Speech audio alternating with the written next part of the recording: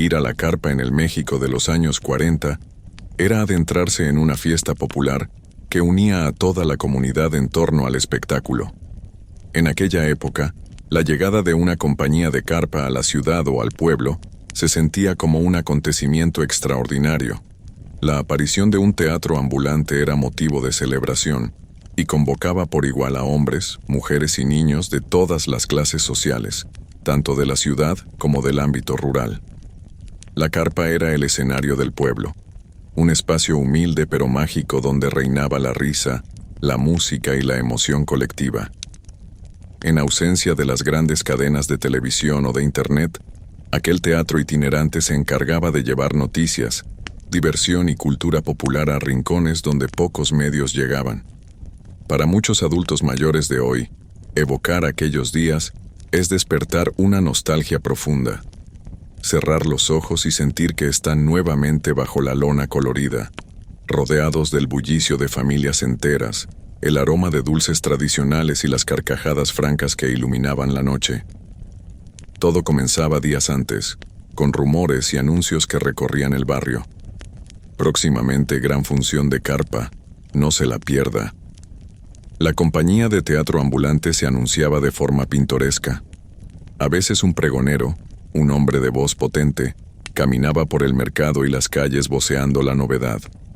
Otras, aparecían pequeños carteles pegados en cantinas y postes, escritos a mano con llamativos colores, prometiendo risas y maravillas.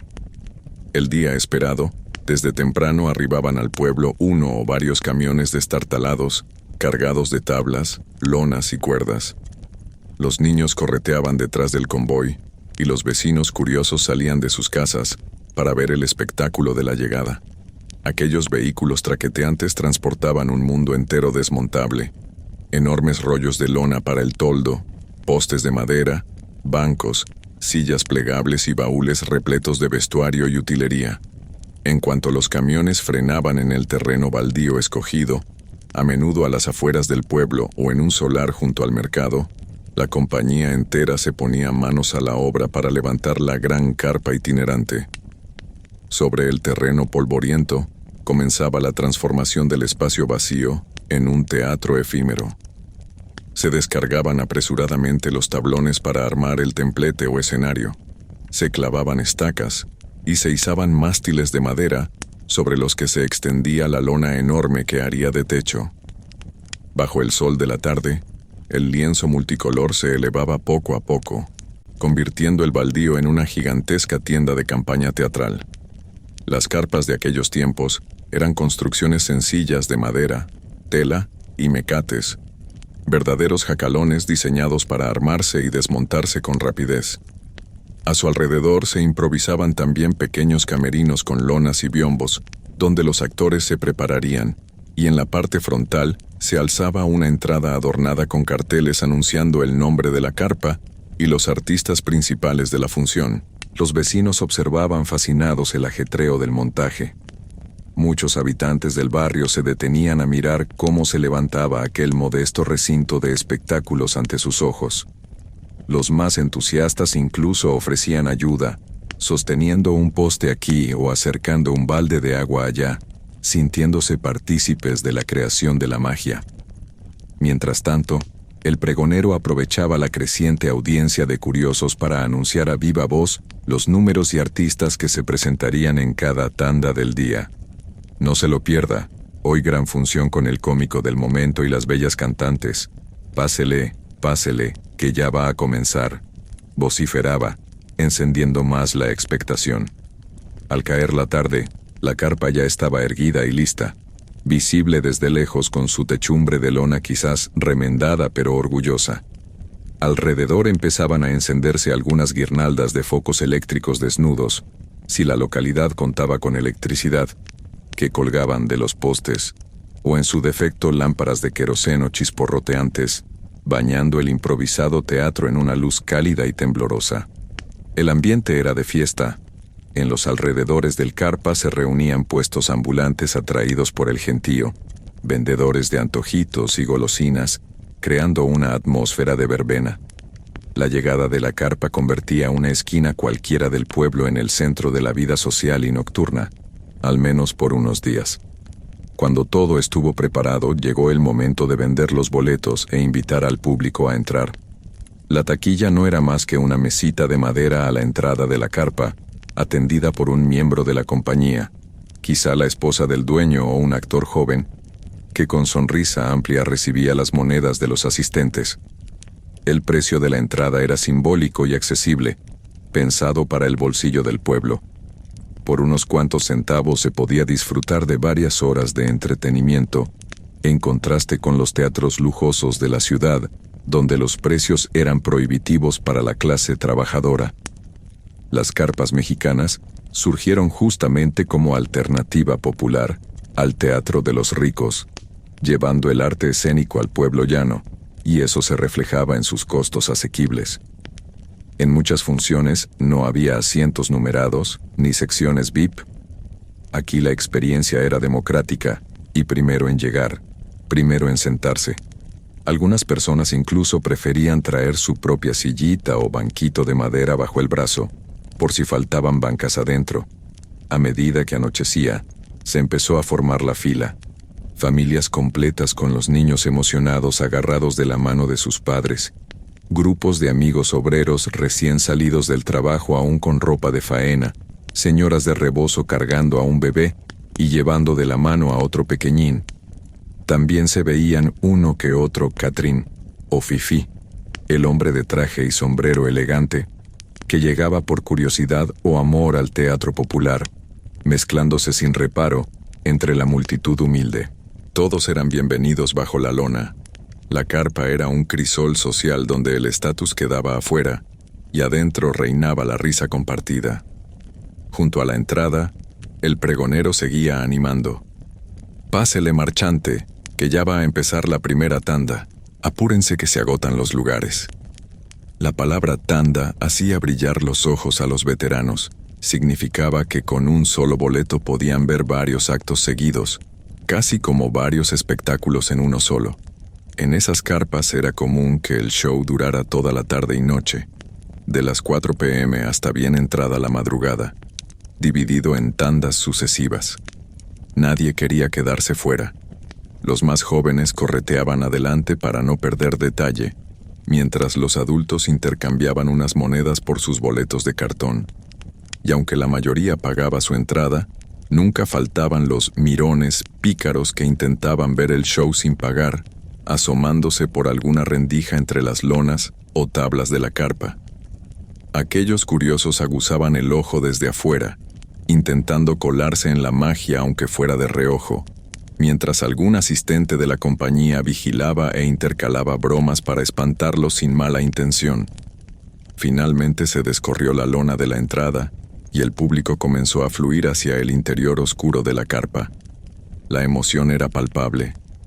Tras entregar sus boletos, hombres y mujeres entraban apresurados para escoger buen sitio en las bancas de madera alineadas frente al escenario. Los niños se soltaron de las manos y corrieron al frente para sentarse en el suelo mismo, a los pies del tablado, con tal de estar más cerca de sus héroes. Muchos adultos cargaban aún con las cubetas, costales o herramientas de su jornada diaria. Pero al cruzar el umbral de la carpa, sus rostros se iluminaban de expectativa, listos para dejar atrás las penas cotidianas y sumergirse en unas horas de alegría. Interior de una carpa de espectáculos en México, circa década de 1940. La audiencia se congrega en bancas improvisadas bajo la lona, a la espera de que inicie la función. La cercanía entre artistas y público creaba una atmósfera íntima y vibrante. Adentro de la carpa, el escenario era sencillo pero llamativo. Había un templete de madera elevado apenas unos pasos, cubierto por un telón de fondo pintado a mano. En muchas carpas, ese telón representaba alguna escena colorida, quizás un paisaje campestre con volcanes o las luces de la ciudad, que daba contexto festivo a los números. A los lados, cortinas raídas pero limpias marcaban la entrada de los artistas a escena. Encima, colgando de las vigas del techo de lona, unas cuantas series de focos eléctricos iluminaban tenuemente el interior. Las bombillas desnudas emanaban un zumbido y una luz amarillenta que dibujaba sombras oscilantes sobre el público. Cuando el generador se ponía en marcha, los altavoces, pequeños y metálicos, situados en postes, soltaban un chasquido y un ligero acople, anunciando que pronto habría sonido amplificado. El público tomaba asiento entre risas y conversaciones. Se oía el crujir de las bancas de madera al acomodarse la gente, el susurro de la lona movida por la brisa nocturna y el murmullo expectante de cientos de voces. A pesar de lo modesto del lugar, en el aire se sentía esa chispa especial de las grandes ocasiones. Para muchos asistentes, aquella era la noche más emocionante en meses, una oportunidad de ver algo nuevo y olvidarse de las dificultades. Recordemos que México en los 40 aún arrastraba heridas de la revolución y épocas de escasez. La carpa traía risas en años difíciles, un bálsamo para el ánimo popular. Los olores se mezclaban en una paleta entrañable. El olor terroso del piso, a veces de tierra apisonada, a veces cubierto de acerrín húmedo para contener el polvo, el suave tufo del petróleo quemado de alguna lámpara, y por supuesto, los aromas deliciosos de las golosinas que vendían los marchantes entre las filas. Antes de empezar, muchos vendedores ambulantes aprovecharon para entrar pregonando sus productos. Cacahuates garapiñados, bien doraditos y dulces. Semillas de pepita tostada, lleve sus pepitas. Eran botanas típicas de semilla, cucuruchos de papel llenos de cacahuates, pepitas de calabaza saladas, garbanzos tostaditos o almendras garapiñadas. Otros ofrecían caramelos de leche, alegrías de amaranto, churros espolvoreados de azúcar o trozos de buñuelo crujiente bañado en miel envueltos en servilletas. Para el calor, pasaba el aguador con su vitrolero de agua fresca de Jamaica o tamarindo, y el refresquero cargando una hielera con refrescos embotellados de sabores, quizá el clásico de piña o una cebada fermentada conocida como malta, listos para aplacar la sed de grandes y chicos. El interior de la carpa se convertía así en un pequeño universo sensorial, luces cálidas, risas, olor a dulce y cacahuate tostado, y el bullicio de un pueblo reunido para divertirse. Cuando ya no cabía casi un alma más y la noche caía por completo, se oyó el primer redoble de tambor. La banda de músicos de la carpa, situada en un costado del escenario, empezó a tocar una melodía animada para silenciar las charlas e indicar que la función iniciaría. Por lo general, estas bandas estaban formadas por músicos versátiles del pueblo, un trompetista veterano, un joven con el violín, un guitarrista o pianista si había teclado portátil, y un baterista que hacía redobles con sus platillos gastados. Sus notas llenaban el recinto de vida. Las conversaciones se acallaron gradualmente, y una sensación de mariposas en el estómago recorrió a los espectadores. Los niños abrazaron sus bolsitas de golosinas y miraron al frente con ojos muy abiertos. Las madres acomodaron a los más pequeños en sus faldas. Los hombres se inclinaron hacia adelante expectantes. Había llegado el momento. La primera tanda iba a empezar. Con un redoble final y un platillazo, se abrió el telón dando paso a la primera tanda de la noche. Esta primera función era apta para todo público, pensada especialmente para la familia y, en particular, para deleitar a los niños que asistían en gran número. Por ello, en esta etapa inicial solían presentarse los números más ligeros, coloridos y asombrosos, aunque a cargo de artistas quizás menos conocidos o novatos en comparación con las estrellas principales. Aún así, la calidad y la calidez sobraban. El comienzo podía estar marcado por un número musical animado. Tal vez una pareja de cantantes salía a escena con vestuario regional, entonando a dúo un son alegre o un jarabe jalisciense.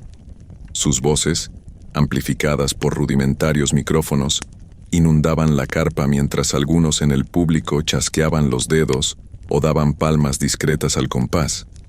Tras el aplauso, podía venir un pequeño mago o ilusionista con capa raída y chistera. Entre risas nerviosas de los niños, hacía aparecer coloridos pañuelos de la nada, multiplicaba monedas detrás de las orejas de un chico del público, o sacaba un conejo blanco de su sombrero gastado.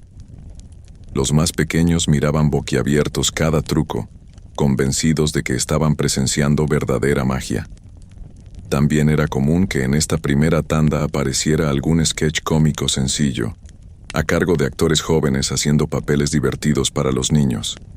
Por ejemplo, un actor regordete y bonachón entraba vestido de campesino despistado, cargando un burro imaginario del ronzal, mientras otro flaco hacía de vendedor ambulante timador. Se enzarzaban en un diálogo cómico de malentendidos y caídas, con humor blanco y tierno que provocaba risas francas en los niños y sonrisas en los adultos. El lenguaje era pícaro pero inocente a esa hora. No se escapaba algún «sí, cómo no, chato», o un tropezón exagerado que hacía carcajear al público. Era un humor costumbrista que reflejaba escenas de la vida diaria del México popular, exageradas para la comicidad. Entre acto y acto, la música jamás faltaba. La pequeña orquesta de la carpa intercalaba melodías populares, quizá un danzón instrumental suave mientras cambiaban el vestuario tras bambalinas, o un vals que las jóvenes parejas en la audiencia tarareaban con nostalgia. Aquellos músicos amenizaban cada transición para que la energía no decayera. En ocasiones, incluso se presentaba un número de títeres o marionetas, muy aplaudido por los niños. Detrás de un retablo improvisado, un titiritero hacía dialogar a sus monos de trapo, un catrín de bigotes largos y una bruja de trenzas, por ejemplo, arrancando carcajadas y aplausos. La primera tanda transcurría así, entre canciones folclóricas, chistes sencillos, pequeños actos de circo y mucha participación alegre del público. Al finalizar alguno de estos números iniciales, los aplausos eran sinceros y atronadores, haciendo retumbar la lona. Los artistas noveles se nutrían de esa reacción y saludaban con humildad y gratitud. Para muchos de ellos, la carpa era su escuela, el lugar donde iban puliendo su talento a base de enfrentarse noche a noche con el público más honesto, el pueblo mismo. Y el público, por su parte, disfrutaba viendo ese desfile variado de talentos y sintiendo que su boleto ya valía cada centavo invertido. Sin embargo, la noche apenas empezaba. Tras un breve intermedio, vendría la segunda tanda con sorpresas aún mayores. Con la caída plena de la noche y tras un breve descanso, aprovechado por muchos para ir por más golosinas o refrescos afuera, daba inicio la segunda tanda. En esta parte intermedia del espectáculo, el tono subía un peldaño en intensidad y en variedad artística, presentando a números de mayor lucimiento. Ya a esas horas, algunos de los niños más pequeños se habían dormido en brazos de sus madres o cabeceaban de sueño, por lo que la atención ahora se centraba más en el disfrute de jóvenes y adultos. Las risas se tornaban más pícaras y las emociones más vibrantes. Abría la tanda quizá un grupo musical o un cantante solista de renombre local. Podía aparecer en escena una joven cantante ataviada de charra, acompañada por la orquesta interpretando un bolero ranchero. Su voz melodiosa llenaba la carpa en la penumbra, y más de un asistente tarareaba la letra o le lanzaba vivas: «Eso, mi chula». Al terminar, entre aplausos, la cantante enviaba besos al público y se retiraba con una sonrisa coqueta. Luego venía algún cuadro cómico un poco más atrevido que en la tanda anterior.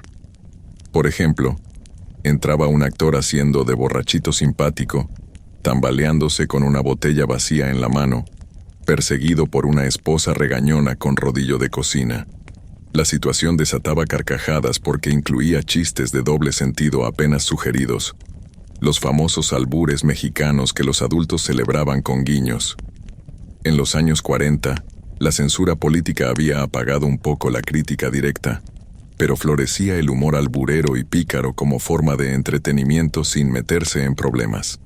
Así, el borrachito quizá decía algo con doble intención, que hacía reír sonrojados a los presentes, mientras fingía esquivar los sartenazos de su furibunda mujer.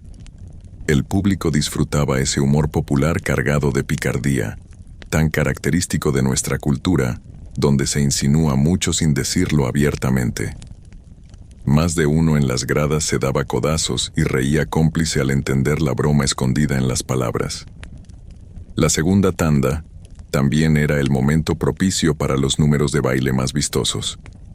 Hacia los años 30 y 40, empezaron a llegar a las carpas las llamadas bailarinas exóticas y rumberas famosas, que agregaban un toque de sensualidad al espectáculo.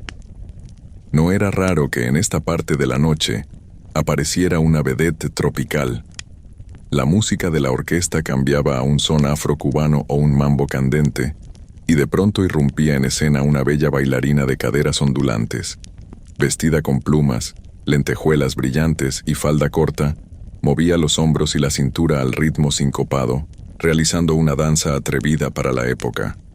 El público masculino enmudecía admirado ante su presencia, y tras unos segundos estallaba en gritos celebratorios y aplausos al compás.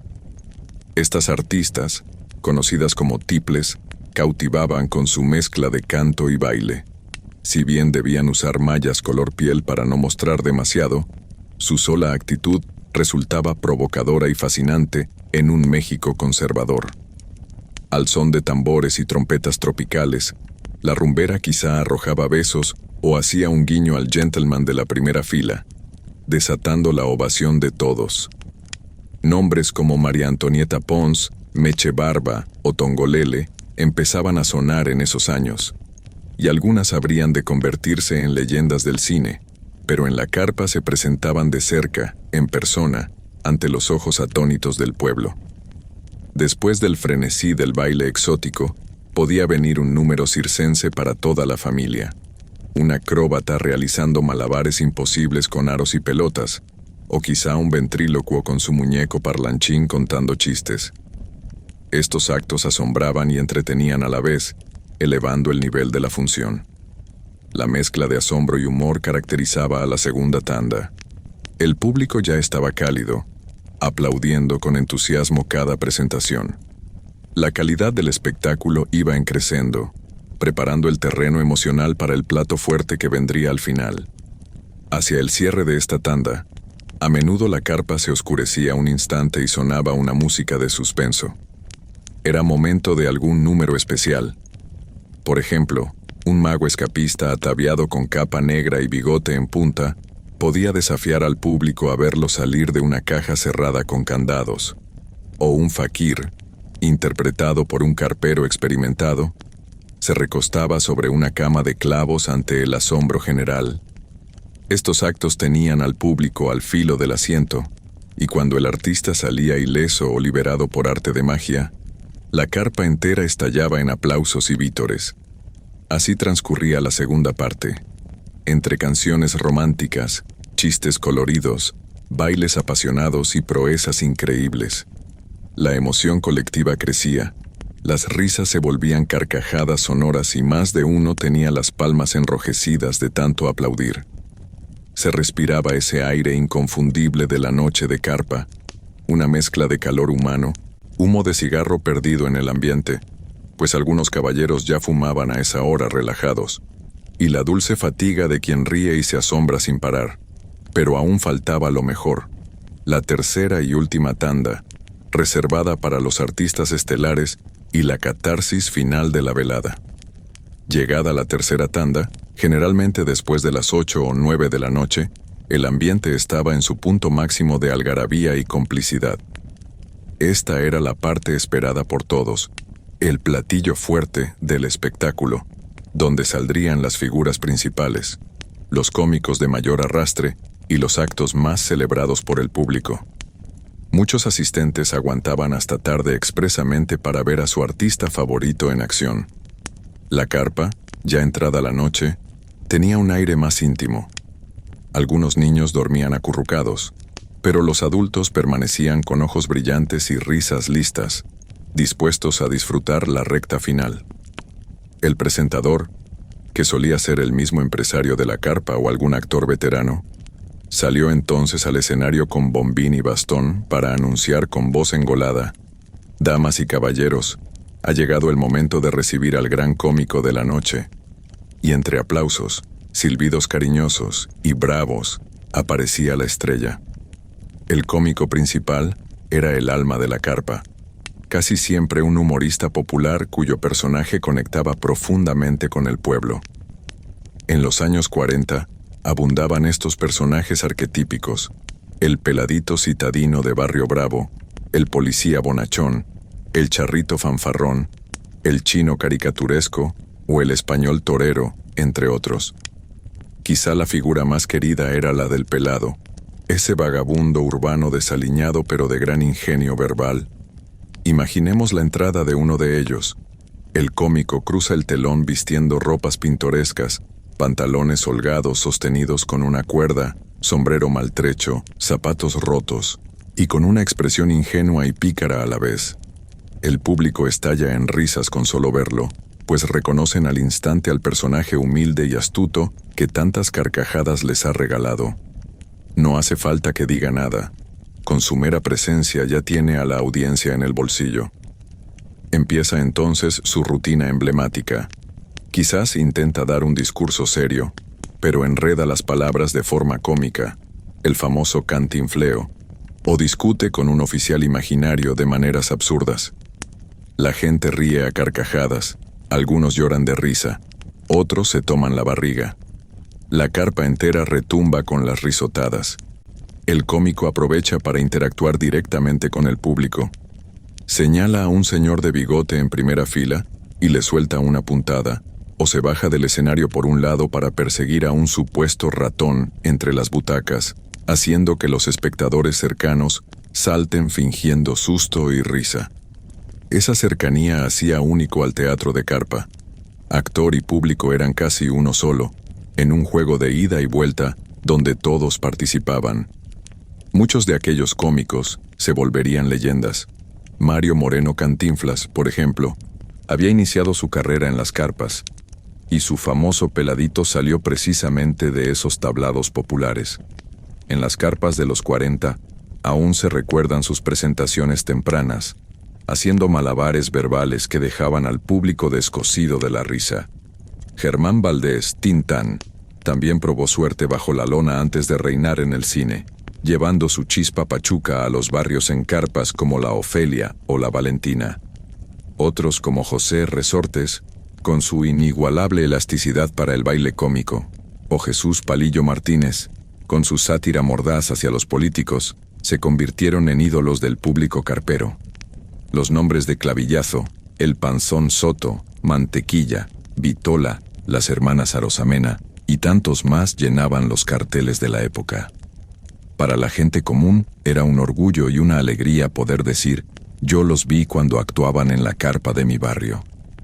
En esa última tanda de la noche, más de uno de esos futuros famosos entregó todo su talento en cada función, sin imaginar siquiera la fama que les aguardaba. La rutina del cómico principal solía ser el momento cumbre. A veces trabajaba solo en monólogo hilarante, otras formaba dúo con un contrapeso cómico, el segundo cómico del elenco, dando lugar a diálogos delirantes.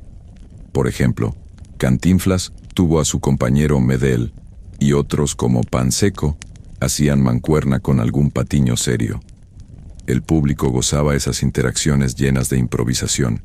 Si alguna persona del público lanzaba un comentario chusco, el cómico podía retomarlo al vuelo y responderle en el acto, generando risas dobles. Esa improvisación cercana era típica de las carpas, un rasgo que las hacía irrepetibles. No era raro escuchar carcajadas tan fuertes que resonaban fuera de la carpa en la calle solitaria. «¡Que se repita!», gritaban a veces desde el fondo cuando un chiste pegaba especialmente. Tras el número estelar del comediante, la tercera tanda solía incluir un acto final musical o de conjunto para cerrar con broche de oro. Todos esperaban un cierre alegre, así que quizás retornaba la vedette o tiple, acompañada de otras bailarinas para un último número de can-can o de rumba, esta vez con toda la compañía masculina saliendo también a escena para bailar junto a ellas en coro. Podría ser, por ejemplo, una escenita final, en la que todo el elenco aparecía vestido de charros y chinas poblanas entonando Las Mañanitas o México, lindo y querido, a modo de despedida patriótica y emotiva. El telón de fondo podía cambiar a una gran bandera mexicana pintada, y bajo una lluvia de papelitos de colores, hechos con recortes de periódicos, caía el gran final. En ese instante culminante, con toda la carpa puesta de pie aplaudiendo, los artistas tomados de la mano en fila hacían la clásica reverencia de despedida. En más de un rostro del público rodaban lágrimas de risa y a la vez de emoción. Era el efecto de esa comunión artística lograda. El cómico principal salía una vez más al proscenio, a agradecer con su estilo único, tal vez lanzando un "ahí está el detalle", o su muletilla característica que el público coreaba con él. Y finalmente caía el telón por última vez en la noche, poniendo fin a la jornada de ensueño. El aplauso final se prolongaba varios minutos. Nadie quería que acabara la magia, pero al mismo tiempo, todos se sentían plenos y agradecidos. Los músicos despedían al público tocando algún popurrí festivo, mientras la gente comenzaba a desalojar lentamente la carpa, todavía entre risas y comentarios entusiastas sobre lo visto. Así concluía la tercera tanda y con ella, el espectáculo completo. Casi una jornada entera de risas, música y sorpresas que quedaría grabada en la memoria de cada asistente. A lo largo de toda la función, la interacción entre artistas y público fue constante y genuina, haciendo de la experiencia algo muy distinto al cine o a la radio de aquellos años. En la carpa, si un chiste gustaba, la gente respondía con aplausos rítmicos o zapateaba en el suelo en señal de aprobación. Si un truco de magia sorprendía, se oía el asombro expresado sin timidez. «¡Ay, nanita, desapareció!», exclamaba alguna señora a media voz. Cuando un cómico lanzaba una pregunta retórica al aire, más de un espectador le seguía la corriente gritando una respuesta chistosa, provocando que toda la audiencia riera de la ocurrencia del propio público. Los actores tenían el colmillo para incorporar esas reacciones espontáneas en su acto, devolviendo algún guiño o respuesta ingeniosa. Así se creaba un diálogo vivo entre el escenario y las gradas, lleno de chispa popular. Existía también toda una etiqueta no escrita del público de carpa. Por ejemplo, si alguien se levantaba a media función para salir, quizá por una urgencia, procuraba agacharse rápido para no tapar la vista, mientras el resto le hacía bromas. «Tráeme unas tostadas de pata», podía susurrarle un vecino de asiento entre risas. A veces entraba algún rezagado tarde, y entonces el cómico en turno detenía fingidamente la escena para decir: «Pásele, joven, no le dé pena, ¿no quiere que le demos también su cena?», generando carcajadas y haciendo que el tardío se sonrojara entre risas cómplices. Estas pequeñas interrupciones jocosas eran parte del ambiente relajado. Nadie se enojaba. Al contrario, reforzaban la sensación de estar entre amigos en una gran reunión de barrio, más que en un espectáculo formal. Los vendedores ambulantes aportaban lo suyo a la interacción. Era típico que en pleno clímax de un acto dramático se oyera de fondo: «Palanquetas de cacahuate, algodón de azúcar, llévelo dulce», y algún espectador chistoso respondiera: «Aquí el único algodón es el que trae el payaso en la cabeza», si el cómico lucía sombrero esponjado, provocando risas. Los artistas a veces incorporaban esos pregones. Un cómico podía bajarse a comprar un cigarro de maíz a un vendedor en plena escena, fingiendo que era parte del acto, y luego retornar al escenario compartiendo el cigarro con su compañero de sketch, todo en broma. Esa espontaneidad hacía que cada función fuera única e irrepetible. Otra estampa inolvidable era ver a los mirones afuera de la carpa, que seguían ahí toda la noche. Algunos chavales sin dinero se subían en cajones o se encaramaban en la barda aledaña, tratando de asomarse por arriba de la lona, o pegaban el oído para escuchar las risas desde adentro. Cuando el público reía a carcajadas, ellos reían también sin saber de qué, contagiados por la alegría general. Los de adentro a veces levantaban un poco la lona por detrás para dejar que esos curiosos vieran un pedacito del acto. La carpa irradiaba tanta felicidad que hasta los que no podían pagar participaban a su manera, en la periferia, compartiendo la experiencia aunque fuera fragmentada. Los artistas sabían de esos espectadores ocultos y en ocasiones los mencionaban con humor. «Hay más gente afuera que tu suegra en quincena», decía un comediante, y todos reían sabiendo que era cierto. En suma, la carpa era un espacio de convivencia total. Allí, el público no era pasivo, sino parte activa del show. Se comía, se reía fuerte, se bromeaba, se cantaba a coro cuando la tonada era conocida. La voz del pueblo llenaba el recinto tanto como las voces del escenario.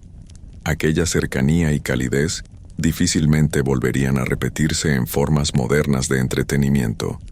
Por eso, quienes lo vivieron lo atesoran en la memoria como algo entrañable. Mientras el público disfrutaba frente al escenario, detrás del telón también ocurrían escenas dignas de mención que hablaban de la autenticidad y camaradería del mundo carpero. En los estrechos camerinos improvisados con lonas, los artistas se cambiaban de vestuario a toda prisa entre un número y otro. La misma persona que hizo de mago quizás salía luego como payaso, o la cantante del bolero volvía a escena como una india caricaturizada en un sketch cómico. Se ayudaban unos a otros. La vedette ajustándose las plumas con ayuda de la tiple compañera, el cómico veterano dando un último consejo al joven debutante. «No te me achicopales, mijo, sal y hazlos reír». Se escuchaban susurros de solidaridad y bromas internas que aligeraban los nervios. La compañía de carpa era como una familia. Muchos eran literalmente parientes. Era común que marido, mujer e hijos trabajaran juntos en la carpa, además de tíos, primos o compadres cercanos. Otros integrantes se volvían familia del camino, unidos por la vida itinerante. Se apoyaban en las buenas y en las malas. Una tradición muy bonita era la de las funciones de beneficio, donde de vez en cuando dedicaban la recaudación de una noche a algún compañero enfermo o necesitado, renunciando todos a su pago en favor de él. Estos gestos solidarios forjaban lazos profundos entre los carperos, creando una pequeña comunidad unida por el arte y la supervivencia compartida.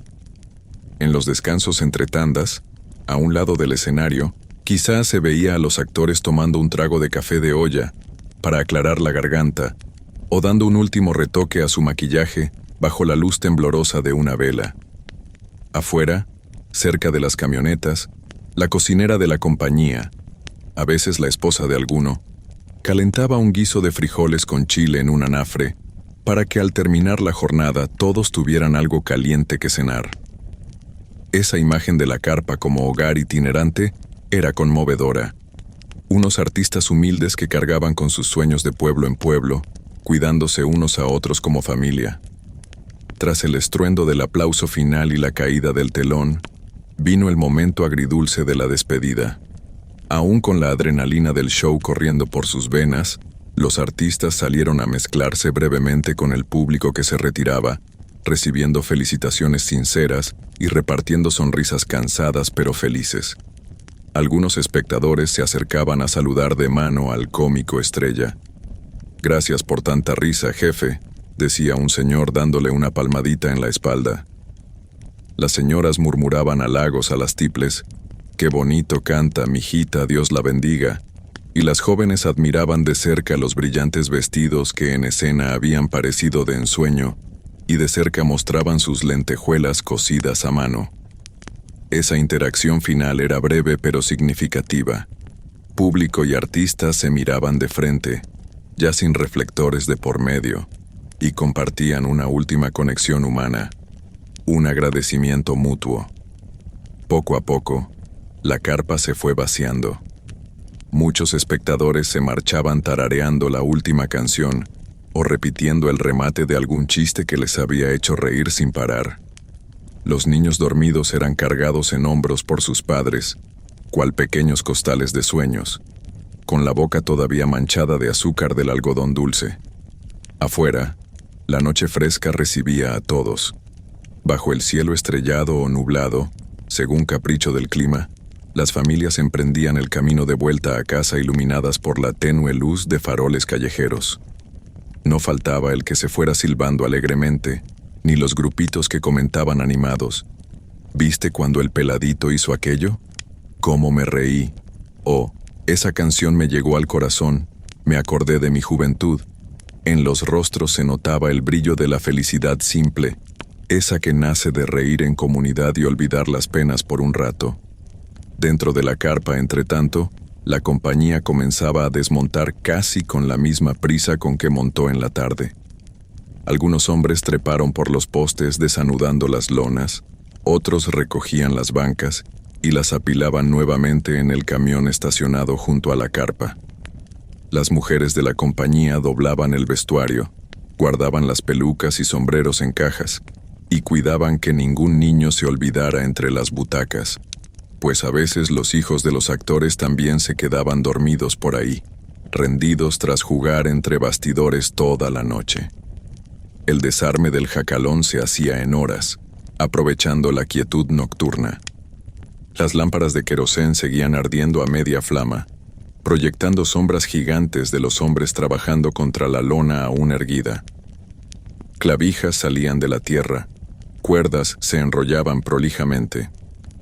El gran telón pintado se bajaba con cuidado para no rasgarlo. Aquella estructura que había albergado tantas risas empezaba a desaparecer como caramelo en la boca. Para cuando las últimas familias del público se habían perdido en la distancia, quizá hacia la medianoche o más tarde, la carpa ya estaba medio desmontada. En el terreno quedaban huellas de la jornada. Aquí un puñado de confeti pisoteado, allá una envoltura de caramelo, acullá las marcas en el suelo donde estuvieron las bancas. El eco de las risas aún parecía flotar en el aire tibio y polvoriento. Los integrantes de la compañía, exhaustos pero satisfechos, se reunieron un momento bajo la lona a medio caer para tomar juntos un respiro. Algunos se sentaron en círculo sobre un tablón suelto y destaparon una botella de pulque o de refresco, brindando entre ellos. «Salud, salió bonita la función». Era un instante íntimo. Los cómicos ya sin maquillaje sonriendo cansados, la bailarina tapándose con un chal, los músicos estirando los dedos. Sabían que al amanecer quizá emprenderían camino a otro barrio o pueblo, a repetir la hazaña una y otra vez, pero en ese momento saboreaban la satisfacción del deber cumplido. Habían regalado una noche de alegría a un público ávido de sueños. Finalmente, el encargado dio la señal y las lonas principales se fueron bajando. La carpa emblemática se desvanecía en la oscuridad, cargada pieza por pieza de vuelta al camión. Como un circo ambulante, la caravana de la risa se preparaba para rodar. En cuestión de horas aquel paraje quedaría vacío, como si nada hubiese pasado. Solo la memoria de quienes rieron allí sabría que por una noche, ese terreno fue territorio de fantasía. Las carpas de los años 40 no solo brindaron entretenimiento efímero, su impacto cultural perdura hasta hoy en la memoria colectiva de México. Fueron cuna de grandes figuras del entretenimiento nacional. Muchos de los actores y actrices que luego brillaron en la época de oro del cine mexicano dieron sus primeros pasos sobre las tablas frágiles de una carpa. Allí forjaron su oficio estrellas como Cantinflas, Tintán, Resortes, Clavillazo, las hermanas Escobar, Lázaro Zamena y un largo, etc. Cada chiste pulido en la carpa, cada gesto cómico probado ante el público barrio, después fue inmortalizado en la pantalla grande, llevando ese humor genuinamente mexicano a todo el mundo. Podemos decir que la industria del cine y la radio en México se alimentó de las carpas. Cuando sus estrellas migraron a medios masivos, comenzó el declive de estos teatros ambulantes, pero también su elevación a la categoría de mito nostálgico. Hacia finales de los 40 y durante los 50, las carpas fueron apagando sus luces poco a poco. Varias razones se confabularon.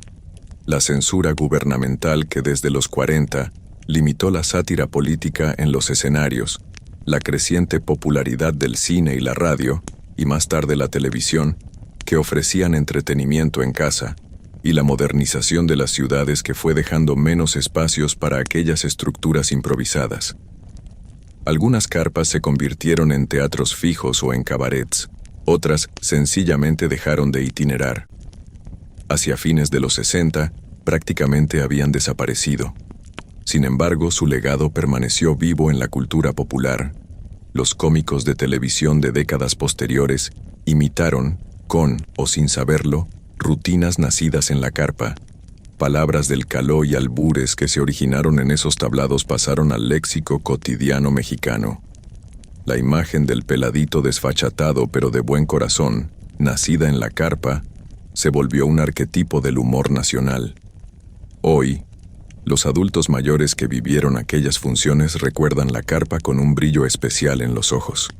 Muchos la evocan como el tesoro de su infancia o juventud, un rincón de felicidad en tiempos sencillos. Al hablar de ello, aún pueden describir con detalle cómo olía la mezcla de aserrín y caramelo, cómo sonaban los chistes retumbando bajo la lona, y cómo se les henchía el pecho al cantar todos juntos el estribillo de una canción popular al final de la noche. Para ellos, y para nuestra historia cultural, la carpa representa un símbolo de convivencia y alegría comunitaria que difícilmente se repetirá. En un México menos comunicado, aquel teatro ambulante logró crear una red de risas que unió a pueblos y ciudades en una misma tradición festiva. Los historiadores y críticos miran hacia las carpas con fascinación y melancolía, reconociendo que en esos espacios humildes floreció un teatro auténticamente mexicano, reflejo fiel del ingenio y la picardía del pueblo. Poetas, pintores y fotógrafos de mediados del siglo XX se inspiraron en la estampa de la carpa para retratar la esencia barrial, desde Nacho López con sus fotos de la carpa Bombay inundada, que mostraban la belleza dentro de la pobreza, hasta caricaturistas que inmortalizaron al Gritón y al Mirón de carpa, contribuyendo a convertirla en parte del imaginario romántico de la C.